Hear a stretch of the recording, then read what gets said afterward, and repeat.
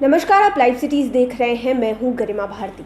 पूरी दुनिया के लिए एक बड़ी परेशानी बन गया है कोरोना वायरस। बात अगर खासकर बिहार की करें तो बिहार में कोरोना के आंकड़े 36,000 को भी पार कर चुके हैं। काफ़ी बड़ी संख्या में हर रोज़ कोरोना पॉजिटिव मरीज सामने आ रहे हैं। आज भी 2800 से ज़्यादा पॉजिटिव मरीज बिहार में 24 घंटे में पाए गए, जो कि बहुत बड़ा आंकड़ा है और शायद पहली बार इतनी बड़ी संख्या में कोरोना के इतने सारे मरीज सामने आए हैं। लेकिन बात जहां पर कोरोना वायरस की आती है, इसके मरीजों की आती है, कोरोना को लेकर कई सारे मिथ्स हैं, कई सारे कन्फ्यूज़न है जो बहुत सारे लोगों के दिमाग में इन दिनों चल रहे हैं। इसके लिए ज़रूरी है कि इन मिथ्स को दूर किया जाए, कन्फ्यूजन्स को दूर किया जाए और जो सही जानकारी है वो आम लोगों तक पहुंचे, ताकि आप घर में रहकर खुद का ख्याल रख सकें, कोरोना वायरस के रिगार्डिंग आप तैयारियां कर सकें और ये भी जान सकें कि कौन सी चीज़ें सही है, कौन से लक्षण सही है, कहाँ आपको डरना है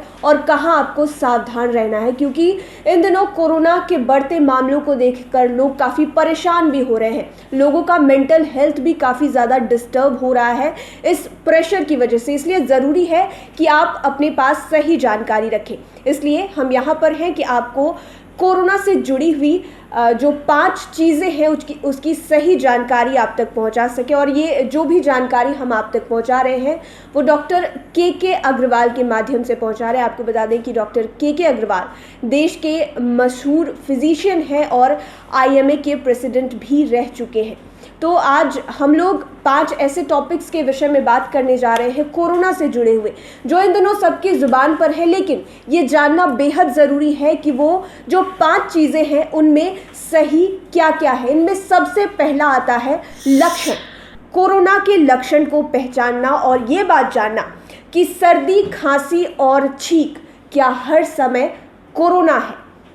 तो इसका जवाब डॉक्टर के अग्रवाल या फिर देश के जो और कई डॉक्टर्स हैं वो ये देते हैं कि सर्दी, खांसी और छींक जो है वो हर वक्त कोरोना नहीं हो सकती। अगर आपको कोरोना है तो आपको बुखार के साथ खांसी होगी, इस बात का आप ध्यान रखें। क्योंकि कोरोना का जो वायरस है वो थ्रोट से ही शुरू होता है, गले से शुरू होता है, तो आपको बुखार के साथ खांसी की समस्या होगी। लेकिन अगर आपको इन दिनों सर्दी हो रही है, आपको रनी नोज की समस्या है, लगातार नाक से पानी बह रहा है, या फिर आपको रेगुलरली छींक आ रही है, आपके बगल में अगर कोई छींक रहा है, तो आप इस बात से निश्चिंत रहें कि उसको कोरोना नहीं है। क्योंकि बरसात का फ़िलहाल मौसम चल रहा है, लोगों को जो वायरल समस्याएं हैं वो भी हो रही हैं। मौसम के बदलाव की वजह से सर्दी और छींक जैसी समस्याएं, वातावरण काफ़ी ठंडा हो जाता है जब बारिश होती है, तो उस वजह से, मॉइस्चर की वजह से ये सारी परेशानियां हो रही हैं। लेकिन अगर बुखार के साथ खांसी है तो आप अपना जांच ज़रूर करवाएं। दूसरी चीज़, कोरोना को लेकर तैयारी कैसी होनी चाहिए। आपको पता है कि हम भारत में रहते हैं और यहाँ पर कोरोना को लेकर जो टेस्ट किए जा रहे हैं उसको लेकर कई सारी समस्याएं हो रही है। रेस्ट्रिक्टेड टेस्ट मैनुअल है भारत का, हर किसी की जांच अब नहीं की जा रही है। अगर आपको कोरोना के लक्षण उस तरह के नहीं हैं, अगर आप अंदर से डरे हुए हैं कि आपको कोरोना है लेकिन बाहर से आपको उस तरह के लक्षण मेडिकली डॉक्टर नहीं मानता है कि आपको लक्षण है, तो आपका टेस्ट नहीं करवाया जाएगा इस हालत में। क्योंकि जो जांच किट्स हैं, शायद इन सब चीज़ों की कमी की वजह से भी ये फैसला लिया गया है। तो घर पर तैयारी रखना बेहद ज़रूरी है। इन दिनों मार्केट में एक चीज़ अवेलेबल है, उसको हम ऑक्सीमीटर कहते हैं। आप लगातार सुनते होंगे कि आप अपना SpO2 लेवल जो है वो मॉनिटर करें।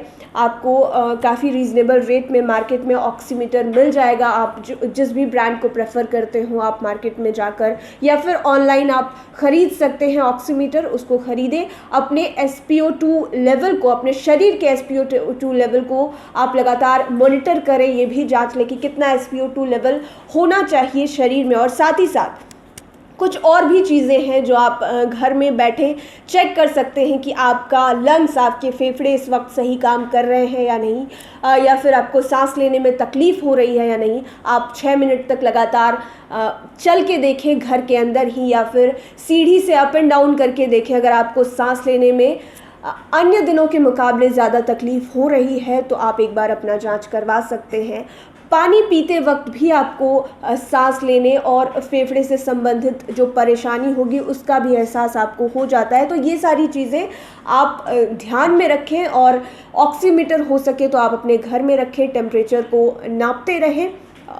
आप थर्मोमीटर भी रख सकते हैं घर पर। तो ये सारी चीज़ें जो है वो बेसिक तैयारियां हैं, आप घर पर ज़रूर रखें इन दिनों, क्योंकि कोरोना काफ़ी ज़्यादा स्प्रेड हो रहा है। तीसरी चीज़ जो इम्यूनिटी है, इम्यूनिटी की बात इन दिनों लगातार आ रही है कि आप अपने इम्यून सिस्टम को ज़्यादा से ज़्यादा मजबूत करने की कोशिश करें, इम्यूनिटी को बरकरार रखें। जितना ज़्यादा हो सके आप खुद की जो सेहत है उसका ख्याल रखें। आपकी जो रोग प्रतिरोधक क्षमता है उसको ज़्यादा से ज़्यादा बिल्डअप करने की कोशिश करें, क्योंकि अगर रोग प्रतिरोधक क्षमता, जिसको हम इम्यूनिटी कहते हैं, इम्यून सिस्टम कहते हैं, अगर वो कमज़ोर होता है तो कोरोना के वायरस का आपके शरीर में एंटर करने का खतरा जो है वो ज़्यादा बढ़ जाता है। और इम्यूनिटी को बरकरार रखने के लिए हमें किन चीज़ों की ज़रूरत होती है? अगर आप चाहे कितनी भी कोशिश कर लें, आप रेगुलर घर का खाना खाकर अपनी इम्यूनिटी को बिल्डअप नहीं कर सकते हैं और ना ही उसे मेंटेन कर सकते हैं, क्योंकि इन दिनों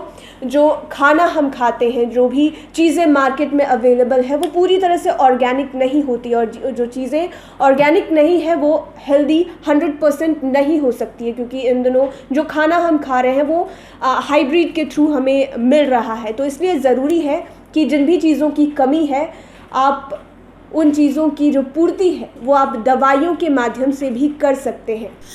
विटामिन्स की कमी शरीर को बिल्कुल ना होने दें, क्योंकि अगर विटामिन्स की कमी होती है आपके शरीर में तो आपका इम्यून सिस्टम जो है वो हिल जाता है, वो कमज़ोर हो जाता है। विटामिन सी ऐसी चीज़ है, विटामिन B12, खास करके अगर विटामिन B12 की बात करें, जो लोग वेजिटेरियन हैं, जो लोग वेगन हैं, जो लोग शाकाहारी भोजन खाते हैं, उनके लिए विटामिन B12 के लेवल को मेंटेन करना थोड़ा मुश्किल होता है, क्योंकि साग सब्जियों में उस लेवल का विटामिन B12 नहीं मिल पाता है। इसके लिए आपको सप्लीमेंट्स लेने पड़ेंगे विटामिन B12 के। विटामिन D की अगर बात कर लें तो आप किसी के लिए इन दिनों इतना पॉसिबल नहीं है, ना ही किसी के पास इतना वक्त है कि आप हर टाइम धूप में बैठे रहें जिससे आपको भरपूर मात्रा में विटामिन D मिले, या फिर जो भी चीज़ें विटामिन D को आप तक पहुंचाती है वो चीज़ें प्योरेस्ट फॉर्म में नहीं होती। इसलिए आपको विटामिन D का भी सप्लीमेंट लेना पड़ेगा, दवाई लेनी पड़ेगी, ताकि आपके शरीर को विटामिन D की कमी ना हो।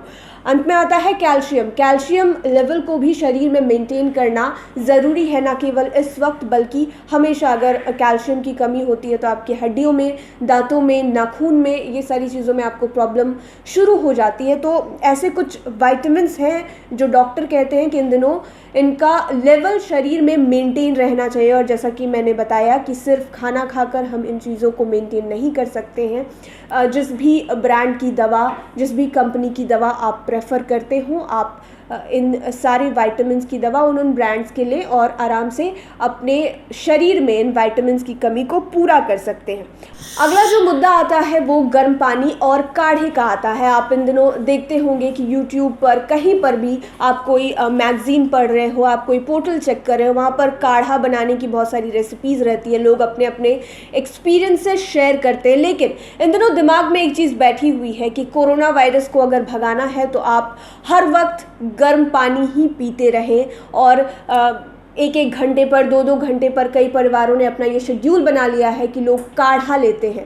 तो डॉक्टर्स ऐसा कहते हैं कि हर समय ये ज़रूरी नहीं है कि आप गर्म पानी को पीते रहें। कितने लोग मतलब पानी, नॉर्मल पानी को कितने लोगों ने गर्म पानी में स्विच कर दिया है, गर्म पानी को ही लगातार इस्तेमाल कर रहे हैं। लेकिन गर्म पानी का इस्तेमाल हर वक्त करना है ऐसा ज़रूरी नहीं है, ऐसा डॉक्टर्स कह रहे हैं। अगर आपको थ्रोट प्रॉब्लम है, गले में कोई परेशानी है, खिचखिचाहट जैसा कुछ हो रहा है, तो आप दिन में 2-3 बार गर्म पानी लें। और गर्म पानी का मतलब होता है ल्यूक वार्म वाटर, जिसको हम लोग उष्ण जल कहते हैं, हल्का गर्म पानी। ये नहीं कि बहुत ज़्यादा बॉईल कर लिया जो कि आपके गले को दूसरी ही परेशानी की ओर ले जाए, ऐसा भी नहीं करना। और काढ़े का अगर आप उपयोग करें तो काढ़ा ऐसे भी शरीर के लिए अच्छा है, लेकिन एक टाइम, ज़्यादा से ज़्यादा 2 टाइम आप काढ़े का इस्तेमाल करें। इसको रूटीन ना बना लें कि हर वक्त काढ़े का इस्तेमाल करना ही ज़रूरी होता है। अगला जो मुद्दा आता है वो मास्क का है।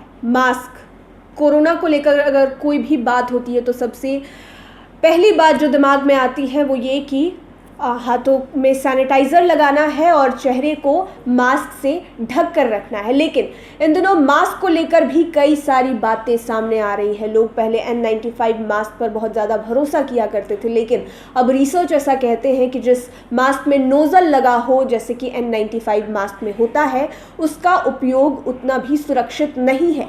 अब गवर्नमेंट भी कहती है कि आप घर पर बना रीयूजेबल मास्क इस्तेमाल करें, जो कॉटन के कपड़े से बना हो। आप घर पर भी मास्क बना सकते हैं। काफ़ी सारे ट्यूटोरियल्स आपको यूट्यूब पर मिल जाते हैं। कहीं भी आप आराम से घर पर मास्क स्टिच कर सकते हैं, या फिर मार्केट से ऐसा मास्क लें जो कॉटन कपड़े का बना हो, रीयूजेबल हो और आप उसको आराम से वॉश कर सकें। सबसे ज़्यादा ज़रूरी बात मास्क की सफाई को लेकर आता है।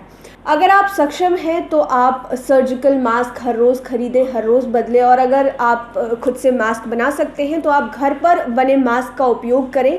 उसको अगर वो गंदा हो जाए, अगर उसमें मेकअप लग जाता है या फिर कोई दाग धब्बे आ जाते हैं या फिर उसमें गंदगी जम जाती है, तो आप गर्म पानी की मदद से, कोई भी डिटर्जेंट की मदद से मास्क को अच्छे से साफ़ करें और धूप में उसको सुखाएं, या फिर उसके बाद आप उसको आयरन भी कर सकते हैं। और उसके बाद जो भी उसमें इन्फेक्टेंट्स को मारने का जो भी प्रोसेस होता है, आप खुद से उसको कर सकते हैं और मास्क को दोबारा उपयोग कर सकते हैं। तो ये कुछ टिप्स हैं, 5 टिप्स कोरोना से जुड़े हुए, जिसको आप घर पर अपना कर और जो भी मिथ्स हैं उसको भूल कर आराम से करिए। डरने की ज़रूरत बिल्कुल नहीं है। आप लाइव सिटीज़ के साथ बने रहें, हमारे चैनल को सब्सक्राइब करें और साथ ही साथ तमाम लेटेस्ट अपडेट्स के लिए फेसबुक पेज को लाइक करना बिल्कुल ना भूलें। धन्यवाद।